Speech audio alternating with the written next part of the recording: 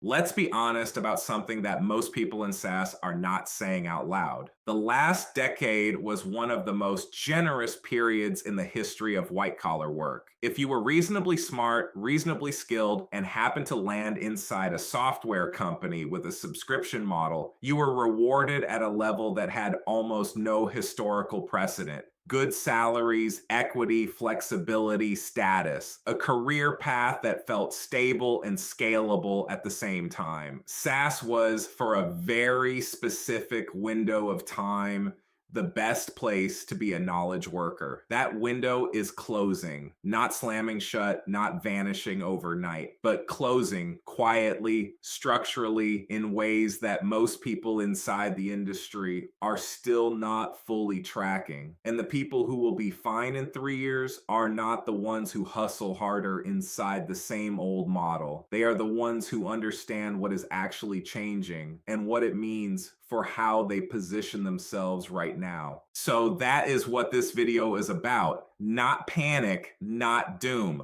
A real map. Let me start with the thing nobody wants to say clearly. SaaS as a business model is not dying, but SaaS as an employment model is being restructured at its foundation. Those are two very different statements, and the difference matters enormously for anyone whose income depends on working inside one of these companies. Think about what SaaS actually is. At its core, it is the idea that you can sell software as a recurring subscription, which means the company gets predictable revenue and the customer gets continuous updates without massive upfront cost. That model works. It will keep working. Businesses will keep buying software on subscription terms for the foreseeable future. But here is what has changed. For the first 15 or so years of the SaaS era, building and selling that software required a lot of people. Product people to design it, engineers to build it, customer success reps to keep clients happy, sales teams to close deals, marketing teams to generate pipeline, account managers to handle renewals, implementation specialists to onboard new customers, documentation writers, support staff, analysts, operations people, localization teams, the whole apparatus. AI is not replacing all of that, but it is compressing it. And compression is a slower, quieter, and in some ways more dangerous word than replacement. Here is a scenario that is probably familiar to you or will be soon. A SaaS company with 400 employees does a productivity audit, not because they are in trouble, because a new CFO or a new board asks the obvious question. If we layered AI tools across every function, how many of these seats are truly load-bearing? And the honest answer increasingly is not all of them. Customer support tickets that used to require 12 people can now route through an AI triage system that handles 60% of volume without human intervention. Documentation that took a team of technical writers a week can now be drafted in a day. Sales development reps who used to spend 40 hours a week prospecting can now cover 3 times the territory with the right tooling. Code that would have taken a junior engineer 2 weeks can get scaffolded in an afternoon. None of this is science fiction. All of it is already happening inside real companies, and the headcount implications are real, even if they are being managed quietly. Layoffs do not always look like mass layoffs. Sometimes they look like hiring freezes, attrition that does not get backfilled, teams that stay flat for 2 years while the company grows, contractors not renewed, junior roles that quietly disappear from the org chart. That is the first layer of what is actually happening. Not sudden collapse, gradual compression. The second layer is harder to talk about because it involves something most SaaS professionals have never had to worry about: the cost of their own role relative to the value it generates. In the zero interest rate era, this question almost did not matter. Capital was cheap, growth was the priority, companies were willing to staff aggressively because headcount was a signal of ambition, and investors rewarded ambition. If your team was a little oversized, if if your role was a little redundant, if your deliverables were a little unclear, that was fine. The rising tide floated everything. That era is over. We are now in a period of genuine cost scrutiny, not temporary cost scrutiny, structural cost scrutiny. And in that environment, every role inside a SaaS company is being evaluated consciously or not against a simple question. What would break if this seat went away? That question is uncomfortable. It is also clarifying. And here's the part that most SaaS professionals are getting wrong. They are thinking about this as a threat to avoid. They should be thinking about it as information to use. Because if you understand which roles are becoming structurally fragile and which ones are becoming structurally essential, you can position yourself on the right side of that line deliberately over the next 3 years. Let me walk through the categories. The roles under the most direct pressure are the ones that primarily involve processing, coordinating, or communicating information without adding interpretive judgment. This is not a personal statement about the people in those roles. It is a structural statement about what AI is now capable of doing. If your job is primarily about moving information from one place to another, translating it into a different format, generating a standard deliverable from a standard input, or following a well-defined process, then the honest answer is that AI is getting very good at that category of work. This touches large portions of what we call entry-level and mid-level SaaS roles. Customer success associates who handle routine queries, junior SDRs running templated sequences, analysts producing standard reports, support specialists working from knowledge bases, implementation coordinators following playbooks, content teams producing high volume SEO material. Again, this is not saying those jobs disappear tomorrow. It is saying the economic case for those seats is weakening. And in a cost-conscious market, weakening economic cases translate to slower hiring, flatter teams, and eventually role elimination. So what holds? This is where the map gets useful. The roles that hold and the roles that actually grow in value over the next 3 years share a specific quality. They operate at the intersection of judgment and relationships and complexity.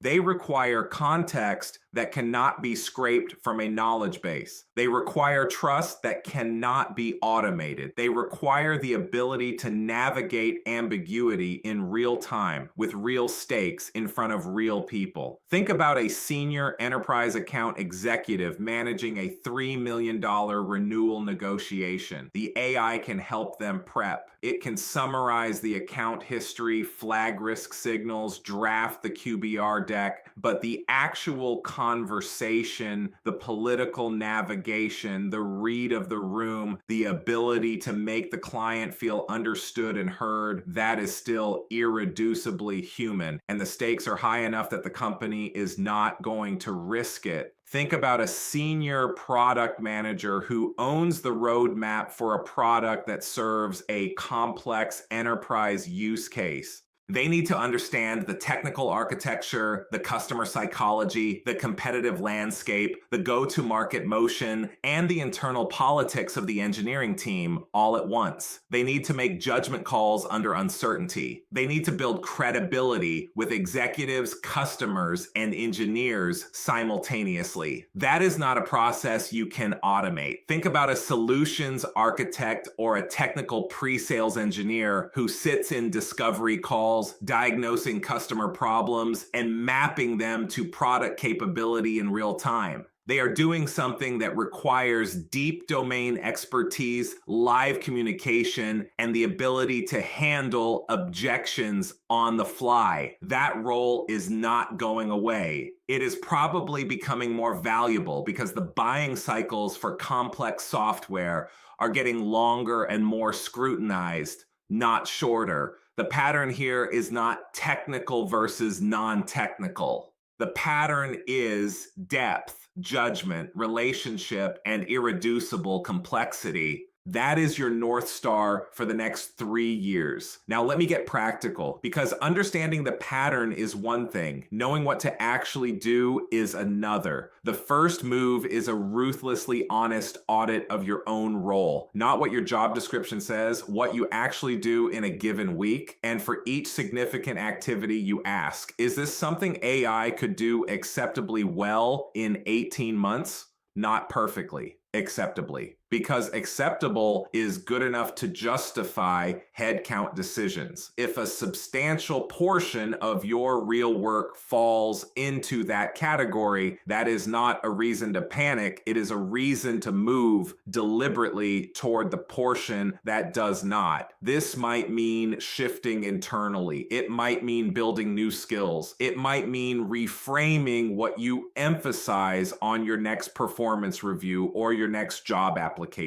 But the key word is deliberate, not reactive, deliberate. The second move is to stop treating AI as a threat and start treating it as leverage. Here is the reversal that most people miss. The professionals who will be most valuable in 3 years are not the ones who resisted AI the longest. They are the ones who learned to use it earliest and most fluently, because AI does not just threaten roles. It also amplifies roles. And the person who can do the work of 2 people with better output at higher speed by using AI as a genuine tool rather than a gimmick is not just safe. They are increasingly expensive to replace. This is not the same as adding proficient in ChatGPT to your LinkedIn. That is surface level cosplay. I mean, actually building a working practice, understanding what prompting strategies get useful outputs, knowing where AI hallucinates and where it is genuinely reliable. Building personal workflows that integrate AI into your actual daily work in ways that make your output demonstrably stronger. That takes time and deliberate effort, which is exactly why most people will not do it seriously, and exactly why it is worth doing. The third move is to think about your professional network as an asset class. This sounds obvious. It is not actually practiced the way it should be. In a compressing market, the people who find new opportunities fastest are rarely the ones who apply the most. They are the ones who already have relationships with people who can vouch for them before a job is ever posted publicly. In SaaS specifically, the hiring market has gotten quiet in ways that are not visible on LinkedIn. Companies are filling roles through referrals before they ever go external. If your network is shallow, that invisible market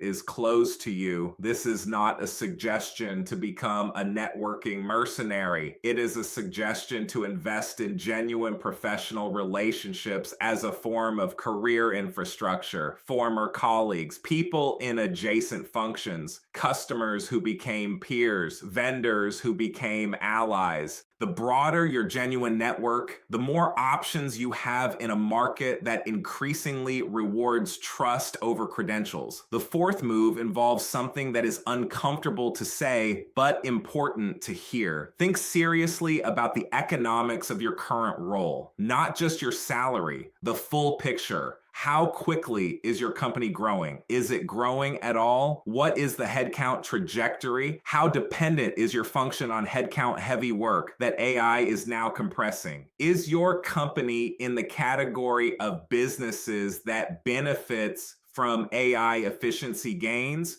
or in the category that gets disrupted by them? These are not paranoid questions. They are sensible planning questions. And the honest answers help you make better decisions about where to invest your time, whether to look externally, and how urgently to build skills that give you optionality. A lot of SaaS professionals are currently in companies that are in their second or third act. The hypergrowth phase is over. The valuation has come down. The IPO window has closed or passed. The management team is now focused on path to profitability rather than growth at all costs. In that environment, every discretionary role is on a slow review cycle. And discretionary is a broad category when times are tight. That is not a reason to immediately leave, but it is a reason to have honest eyes about your medium-term exposure.